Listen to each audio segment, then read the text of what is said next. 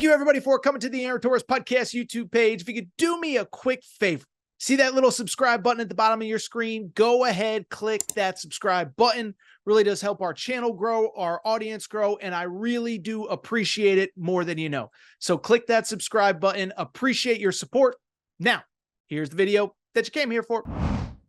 The way that you see this NCAA tournament, you can see it as one of two ways. There weren't a lot of upsets, so it was kind of boring. Or you can see it the way that I see it. There weren't a lot of upsets, but you know what that means? We get some great Sweet 16 games. And it's funny because, again, I did a lot of radio this weekend. We talked about it. And to me, there's an adage in college basketball and with the NCAA tournament, and that's this, is that fans always love upsets. And we all love upsets, right? You know, those are the moments that you remember, all the great ones. I can't think of any off the top of my head, whatever. Princeton beating Arizona last year, Furman beating Virginia, whatever. But I bring it up, Purdue losing, by the way, not sure if you heard they lost to a 16 seed last year, neither here nor there. Bring it up because the problem with all those upsets is that when you get a lot of upsets early, you know what ends up happening? Now you got to watch Fairleigh Dickinson in the second round. Now Princeton's in the Sweet 16. Now Florida Atlantic is in the Sweet 16 and the Elite Eight in the Final Four, and you know nothing about those teams. And so I bring it up because to me, I'll be honest, and if this makes me an elitist, I don't really care. I think this weekend was awesome because all of the top teams won. The exceptions, obviously, look, Kentucky fans, I'm sorry you lost to Oakland. Baylor, you lost to Clemson. Auburn, you lost to Yale. That's basically it. And so because of it, think about what we get now. Think about who has advanced. Houston is up by 9 with 5 minutes to go.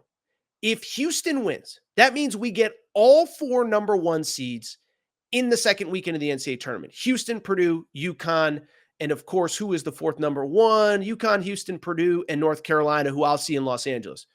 All 4 number 2 seeds advanced. Arizona, Iowa State, Marquette, and Tennessee is the 4th number 2 seed.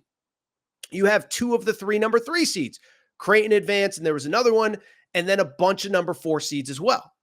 And so to me, when you look at this tournament, think about the matchups that we're going to get in the Sweet 16. North Carolina, Alabama. That's pretty freaking good. We are probably trending towards a UConn San Diego State rematch in Boston next week. Remember, they played for the national championship last year. Oh, by the way, that's the early game because we get Iowa State, Illinois at night. Iowa State, Illinois could be one of the games of the year. Incredible contrast in styles. We're going to get, as I said, Bama, UNC. By the way, if Houston holds on, we get Duke, Houston. I mean, these are awesome games. Think about the brands. UConn's going to be in the second weekend. Carolina's going to be in the second weekend. Arizona's going to be in the second weekend. Duke's going to be in the second weekend. Tennessee's going to be in the second weekend. Marquette's not a huge brand, but we know Shaka Smart. We know Tyler Kolek.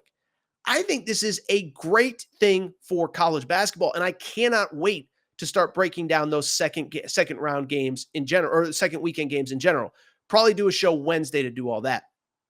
In terms of the big storylines, listen, there's obviously a couple conferences that are big winners in all of this. To me, you know who I think the biggest winner is this weekend? Listen, there's no doubt in my mind. The biggest winner is the ACC. And I'll be blunt. I was one of those guys. I was critical of the ACC all year. I said, I don't think they're very good. I don't think Duke's very good. I don't know how good everybody else is. Well, guess what? Virginia probably should not have gotten in, but Virginia should have gotten in. They lose in the opening 4 tournament, the play-in tournament. But everybody else has been awesome.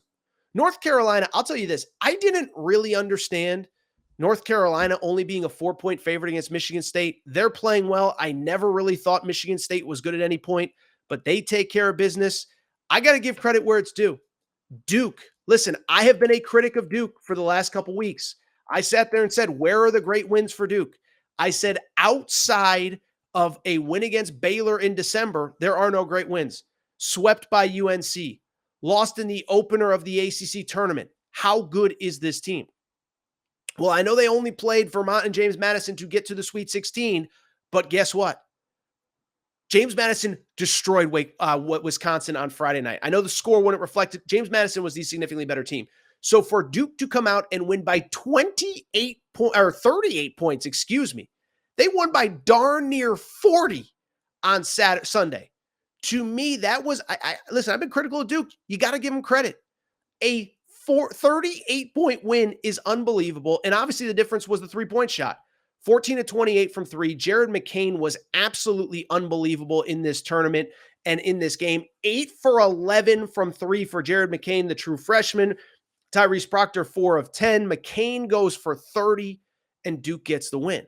So now all of a sudden, again, Friday night, we got Duke Houston in a Sweet 16 game. That's going to be awesome if Houston can hold on here. Credit to NC State. Listen, NC State, we know the story. They would have only gotten in if they won the ACC tournament, but they get to the tournament. They're playing their best basketball. Remember, took care of Texas Tech. They beat Oakland in overtime. How about Kevin Keats? It's funny. Not a lot of people were talking about this, and maybe they shouldn't be, but remember, UConn in 2011, what did they do? 5 wins in 5 days at the Big East tournament. They go on to win the national championship. I don't think NC State is doing the same, but they're in the Sweet 16. They're playing as well as anybody. 7 games in the last about 12 days. They just keep winning. They advance. And so I got to give credit where it's due. I was critical of the ACC. I did not believe in them, but they deserve their flowers. Carolina wins, advances, and I thought Clemson actually matched up well with Baylor on Sunday. But I'll also be honest, I didn't think Clemson was very good, and I thought they were going to lose to New Mexico. I can argue, and I would argue, one of the most impressive wins of the weekend was on Friday afternoon when Clemson took the wood to New Mexico, and it wasn't even competitive. They win by 19 points, 77-56. In that game, they hold New Mexico, which I thought had the 3 best guards in that game, to 3 of 23 shooting. It was never even competitive. So now Clemson goes to LA, where they will play Arizona. Credit to them, but credit to the ACC overall. Really quickly, got to credit the Big East as well. This is one, it's funny, right? Because the ACC, I think we all kind of thought was maybe a little bit overrated, maybe not that good.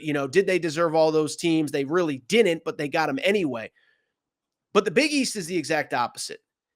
Big East is the exact opposite. Big East is a conference where we all knew they got screwed on Selection Sunday, and it has come to fruition in this NCAA tournament. As you see on the ticker, great stuff by producer Matt there. Big East now 6-0 in this NCAA tournament. How about this? 5 of the 6 wins are by double figures. UConn destroys Stetson, destroys Northwestern, they advance. Marquette destroys whoever they played in the opening round. I can't even remember all the days they're running together. Beat Colorado, they advance. Creighton, obviously it took overtime, but they beat Oregon on their way to the Sweet 16. So credit to the Big East. And listen, we need to keep calling out the committee, because the committee is an embarrassment and the committee is an abomination. This was clearly one of the 2 or 3 best conferences in college basketball this year.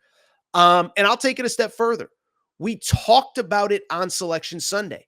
If UConn is the number 1 overall seed, if Marquette is a 2, if Creighton is a 3, guess what?